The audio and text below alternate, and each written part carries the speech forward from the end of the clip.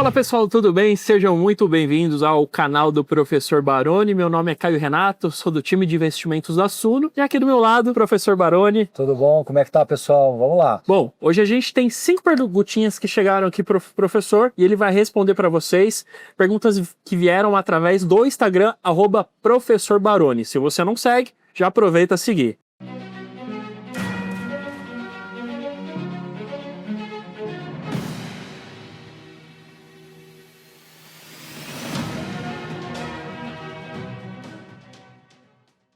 Bom, professor, primeira pergunta ali do Nenê38, ele fala que ele é assinante, ele quer saber, como eu vou saber se eu tenho que vender algum fundo? Bom, vamos lá.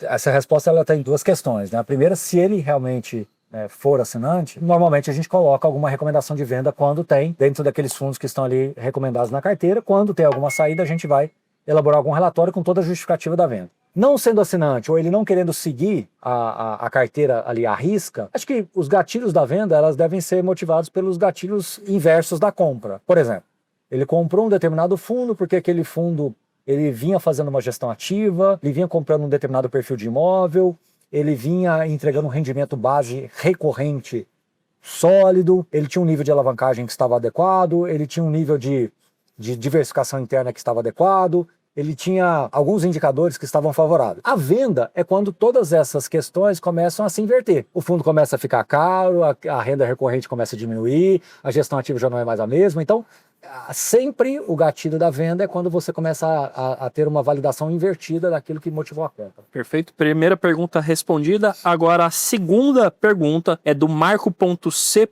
Andrade. E aí ele questiona o senhor. Com essa valorização dos FIIs, vale a pena ter um HF ou um FOF que ainda estão descontados? Se a sua estratégia de alocação de recursos tiver esse viés mais oportunístico, sim. Então isso quer dizer o que na prática? Você está comprando um fundo que tem um viés oportunístico, que ele está descontado, você entende que existe um potencial ganho de capital. Quando esse ganho de capital se materializar, na minha leitura, você deveria desinvestir. Então você montou uma carteira de fundos imobiliários que tem uma característica de renda, mas também carrega uma característica oportunística. Se essa for a sua estratégia, o seu perfil, não vejo problema. Agora a Chaplin Serena 2023 está perguntando que caso os fundos voltem nos patamares que eram lá em 2019, quer saber se vale a pena vender as cotas para participar de novas emissões. Não precisa vender as cotas, até porque se ela vender as cotas, ela não vai ter o direito de participar das ofertas. Claro que vão ter ofertas públicas, mas como ela está referenciando 2019, nessa época você tinha muita oferta pública que,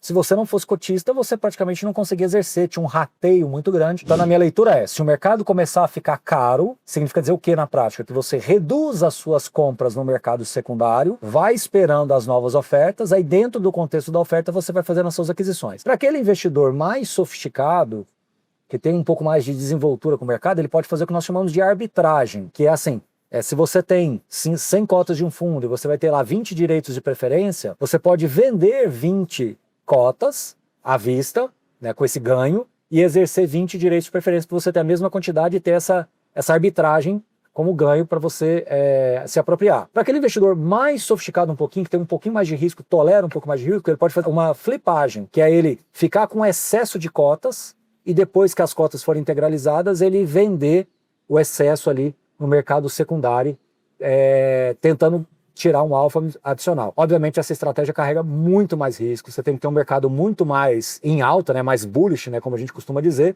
Não é uma estratégia recomendada, óbvia, para a grande maioria das pessoas. Eu acho que ela tem um viés especulativo muito grande.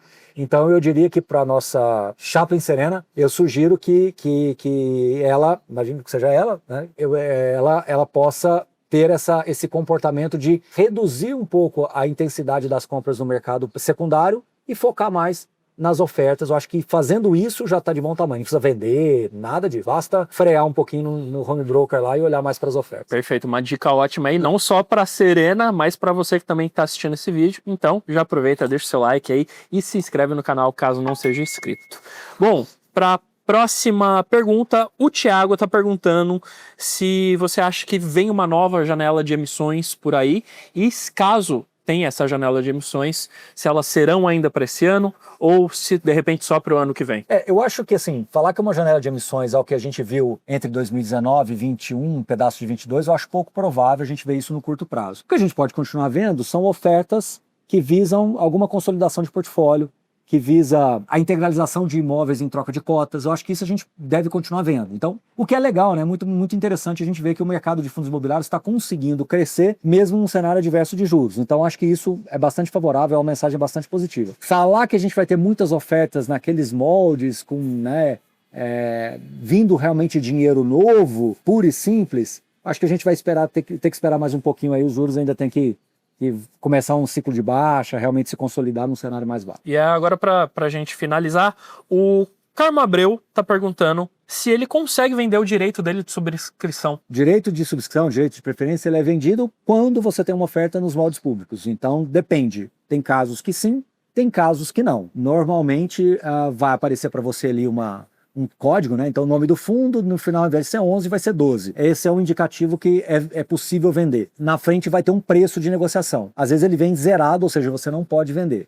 A outra forma é você buscar as informações oficiais no prospecto da oferta. Se for um relatório que a gente faz, a gente sempre coloca isso para os nossos assinantes. E um outro ponto também é que você pode observar no cronograma da oferta, quando tem negociação de direitos de preferências, escreve uma data de início de negociação e de término de negociação. Então, você também conseguiria identificar, inclusive, a data, caso vai ser possível essa negociação dos direitos, tá? Não dá para dizer que sim ou que não com base numa oferta específica, depende mesmo de caso a caso. Bom, e se você quer ter sua pergunta aqui nesse quadro, é só quando o professor Baroni abrir a caixinha de perguntas lá no Instagram dele, @professorbaroni, você perguntar. Se não for respondida na caixinha de perguntas ali mesmo no Story, tem uma grande possibilidade da gente trazer ela aqui para esse quadro. É isso, professor? Obrigado. É isso.